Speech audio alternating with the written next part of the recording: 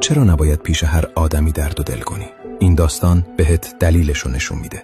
بعد از یه روز طولانی شخم زدن زمین، گاو برگشت به طویله و دراز کشید که استراحت کنه. گربه هم اونجا داشت میپلکید. گاو به گربه گفت: امروز خیلی خسته شدم. فردا فقط میخوام استراحت کنم.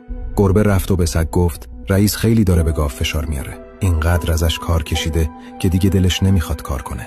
کمی بعد وقتی سگ گوسفند رو دید بهش گفت: گاو شاید فردا کار رو ول کنه چون خسته است. گوسفند پیغام رو به خوک رسوند. گاو از فردا دیگه کار نمیکنه چون کارش سخته و رئیس هم با شلاق میزنتش. عصر همون روز وقتی خدمتکار رئیس داشت به خوک غذا میداد، خوک بهش گفت: گاو فردا میخواد ول کنه و بره. بقیه رئیسا خیلی بهترن، نه شلاق میزنن نه حیواناتشون رو گرسنه نمیذارن. خدمتکار هم سری رفت به رئیس خبر داد که گاو قصد داره سرکشی کنه و با بقیه حیونا بذارن و برن.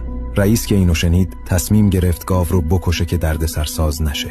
گاو کشته شد، ولی نه کار بدی کرده بود و نه حرف بیجایی زده بود. پس چرا قربانی شد؟ چون حرفش بارها بد فهمیده شد و دست به دست چرخید تا رسید به گوش رئیس.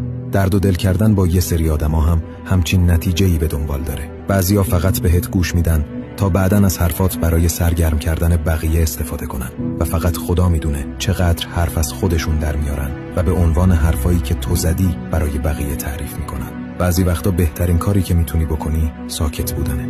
اگه رشد رو دنبال نمی کنی احتمالاً دیگه هیچ وقت ما رو نمیبینی، ولی اگه این کار رو انجام میدی تبریک میگم. تو هر روز